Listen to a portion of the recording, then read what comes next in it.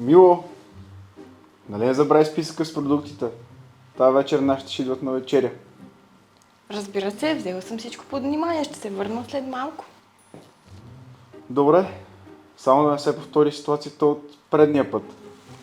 Няма, не се тревожи. Всичко ще бъде наред.